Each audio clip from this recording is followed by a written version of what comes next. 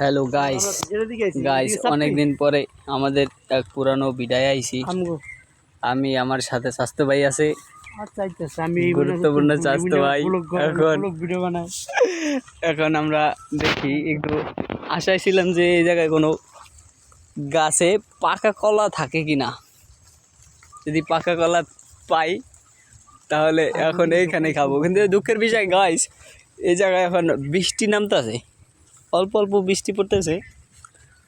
আলহামদুলিল্লাহ ভালোও লাগতেছে আবার।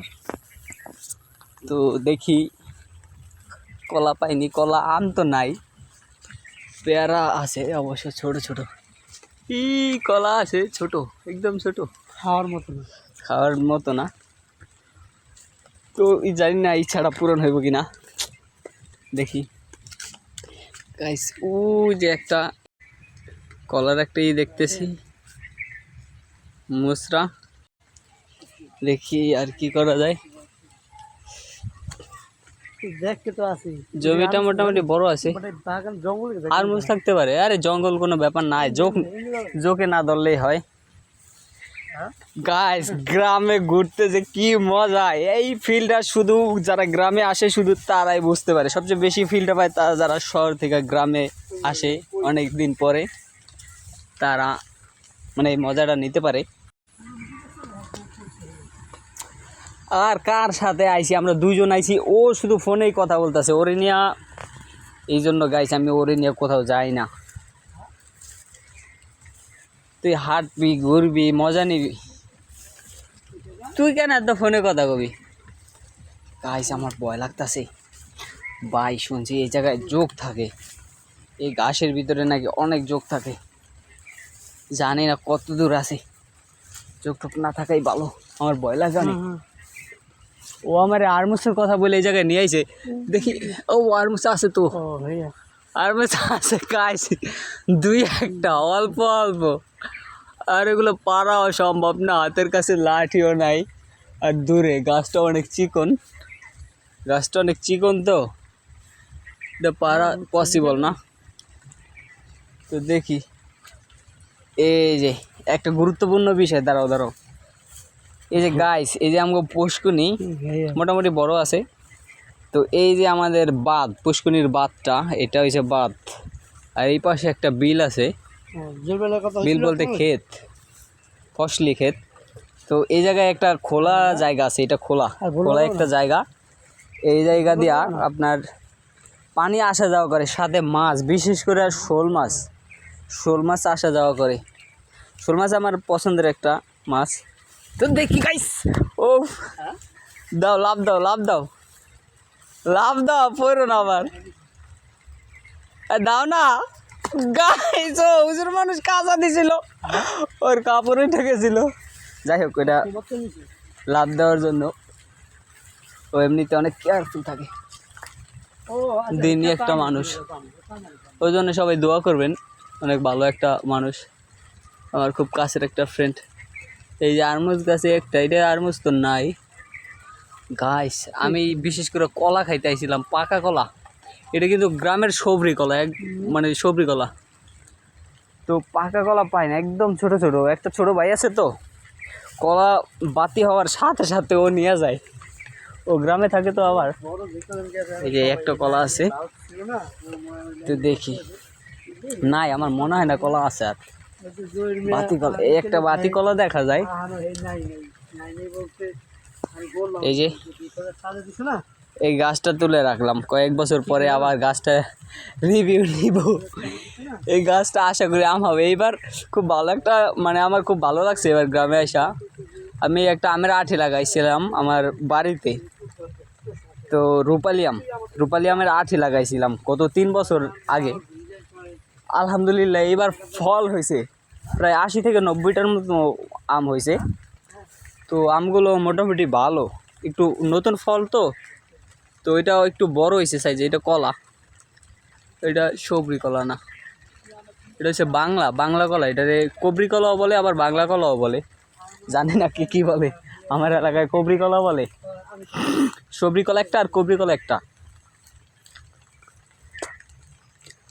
আমগুলো সেই মিষ্টি, রূপালি আম তো, আমি যতদূর জানি রূপালি আম তো আমের রাজা। এই পুষ্করণীতে অনেক গভীর, অনেক, এটা ড্রেজার দ্বারা খনন করা হয়েছে তো গভীর আছে, অনেক গভীর। গাইস ভয় লাগতেছে আমার, এই জায়গায় পুরা অনেক ঘাস তো। এমন একটা সময় সন্ধ্যার 6:23 বাজে, সন্ধ্যার সময় প্রায় বিকেলের দিকে। আবহাওয়াটা ভালো থাকলে একটু মজা পাইতাম হয়তো।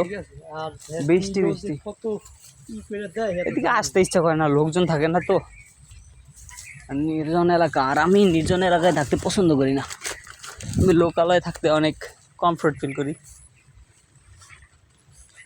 তো আবার ঢাকার শহরের ভিতরে লোকজন বেশি থাকলেও ওই জায়গার মজার চেয়ে গ্রামে একটু কম লোক থাকলেও গ্রামের মজাটা একটু বেশি। আর বেশি কয়েকদিন থাকলে তারপর আবার মজা লাগে না, ভালো লাগে না, মন চায় কখন চলে যাব, কখন চলে যাব। গাইস আমাকে পুষ্করণী। হ্যাঁ ভাই তুমি একটু ফোনটা রাখো না, দুইজন একটু ই করি, কার সাথে কথা বলো তো। চলে যাচ্ছি আমরা, দেখি। এইটা হচ্ছে পুষ্করণীর সাইড, এটা এই যে পুষ্করণী, ওইদিকে ফালাই আসছি। আর এইদিকে আমাদের বাড়ি, ভাইয়া বাড়ি করতেছে এই জায়গায়। আমাদের পুরান বাড়ি আবার অন্য একটা, এই জায়গা থেকে প্রায় 15 মিনিট দূরে, মোটামুটি দূর আছে, হাফ কিলোর মতো। এটা গেলে 15 মিনিট লাগে। এইটা হচ্ছে বাড়ির ভিতরে, বাড়ির ভিতরে বলতে এটা কিন্তু পুরান বাড়ি না, নতুন।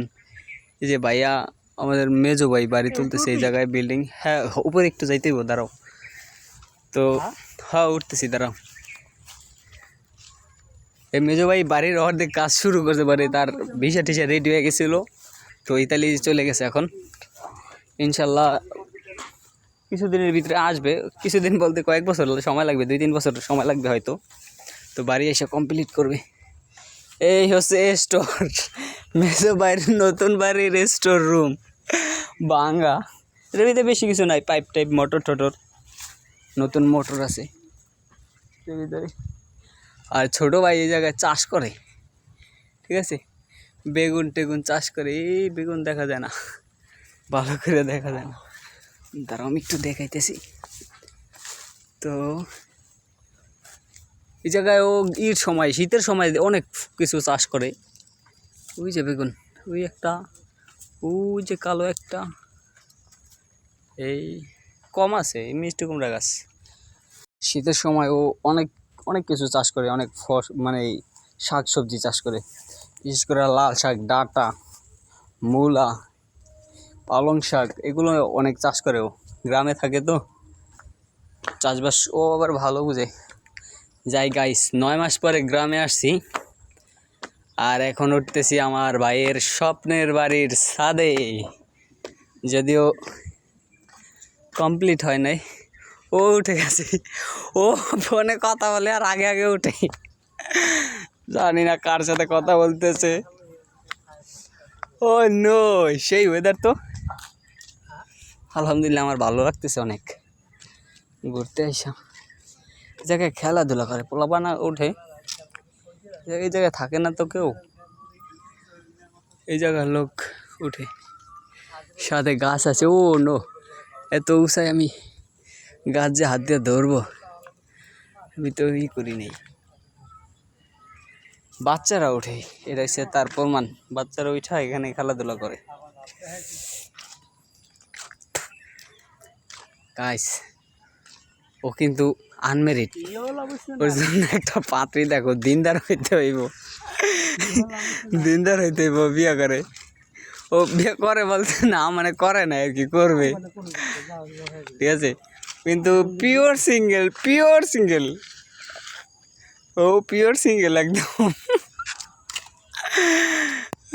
এই হাটের উপরে লুঙ্গি উঠে যায়, নামাও।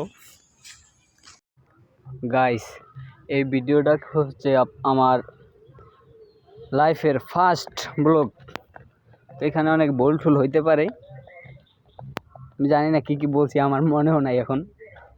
তোমরা ক্ষমা সুন্দর দৃষ্টিতে দেখবা, আর আমার ইউটিউব চ্যানেলটা সাবস্ক্রাইব করবা অবশ্যই। আল্লাহ হাফেজ।